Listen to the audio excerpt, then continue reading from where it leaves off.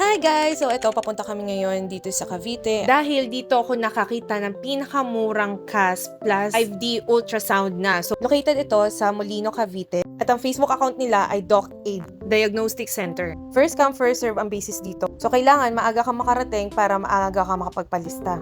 Kailangan may baon tayong matamis para gumalaw si baby sa ultrasound. So nakapasok na tayo sa ultrasound room at chine-check na yung face ni baby para makapag 5D na tayo. Medyo mahaba yung oras na igugugol dito kasi kailangan makita yung pinaka-face ni baby. So dito, tinanong na niya ako kung ilang weeks na ako. At currently, 24 weeks pa lang ako nung nagpa-check up na ako ng CAS at nagpa-ultrasound. Pero tinanong ko siya kung anong pinaka-best week to check the ultrasound and the CAS. And ang sabi niya ay 27 weeks daw. Pero ngayon 24 weeks, makikita din naman daw siya. Pero ang sabi niya, if ever na hindi magpakita si baby or nakatakip yung face ni baby or nakatalikod si baby dun sa ultrasound, pwede kang bumalik after ilang weeks or bumalik ka sa ika-27th week mo. Or pwede din naman maglakad-lakad, uminom ng matamis, kumain ng matamis, then balik ka after lunch. Dahil mo tanong eh. Nanay mo eh. Huwag ka nang tanong, baka mamaya tanong mo kung anong lunch niya eh. Tanong mamaya sabihin mo, saan ka nakatira?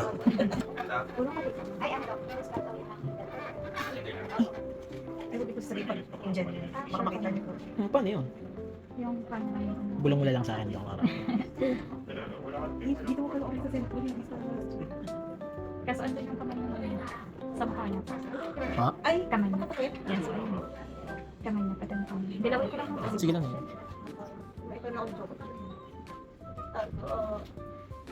Nakaano po siya transfer? Yes, hindi ko naman. Pero yung date kasi nung dito naman galawin ko lang po. Yun. Ito yung spray niya. Ito yung likod niya. Tapos ang dito siya pa. Eh, gumagalaw ata.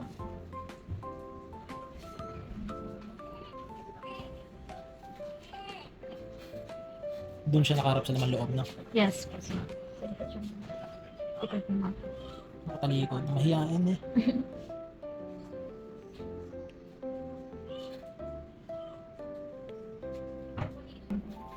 Yung ano, braso niya dito yung pan. Pakataas. Yes, po. Kasi yung camera natin ano dito.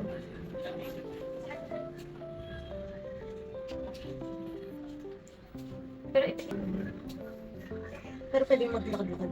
yes, po, pwede po. Tapos babalik ko mamaya. Pero gising ko yan pag Yes, po, kasi gumamit.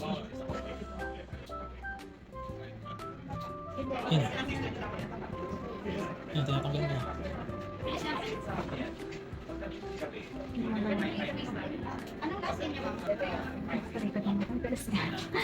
Maharap ko sa kapatid. Yes, pagkatapos ko.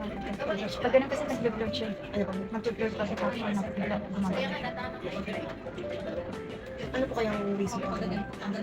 Maano naman yung mamaya. Ganun-ganun hanggang. Hanggang mo. Yes, po yung kanya.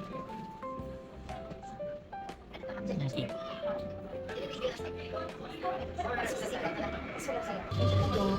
Yun eh, yung puti.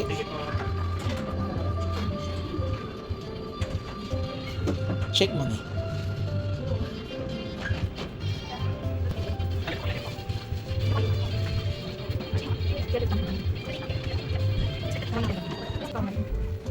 Lakarin mo niya hanggang dun sa ano.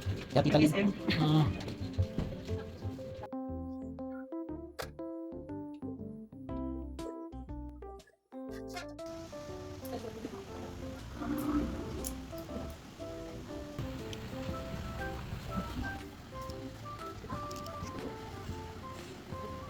Hindi ano ba?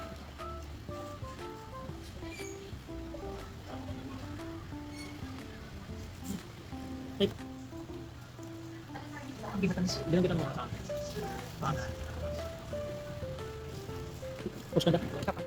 Ni. Ako na. Bakit? Alis.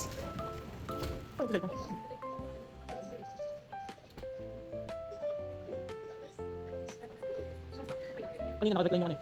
Yung second row. Yung papa mo naka-decline, si mama naka-decline din. Alis pa na.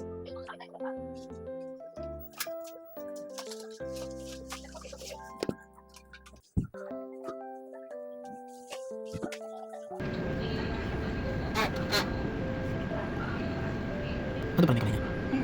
Hmm.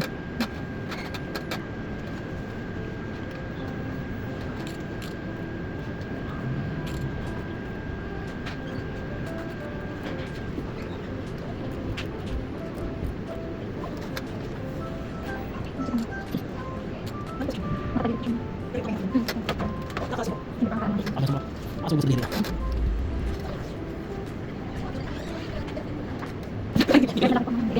Hindi naman dito. Pero, ayun, ayun, ayun. Pero dito. Ayun, ayun, ayun. Ano ba dito?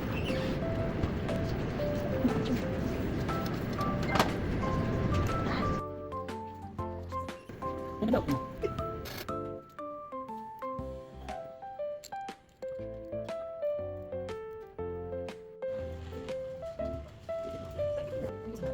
Ano, isa na lang po. Ano po ba yun? Wala pa. Ay, hindi namin kinuha.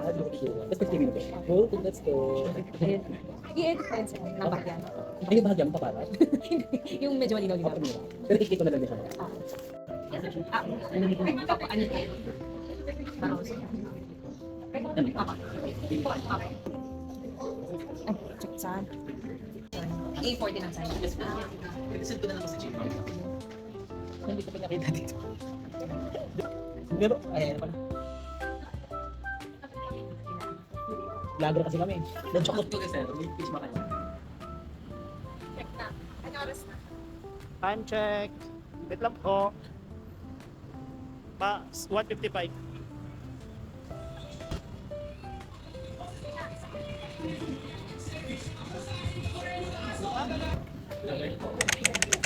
Ako. 4 or 5. Pwede po ganun.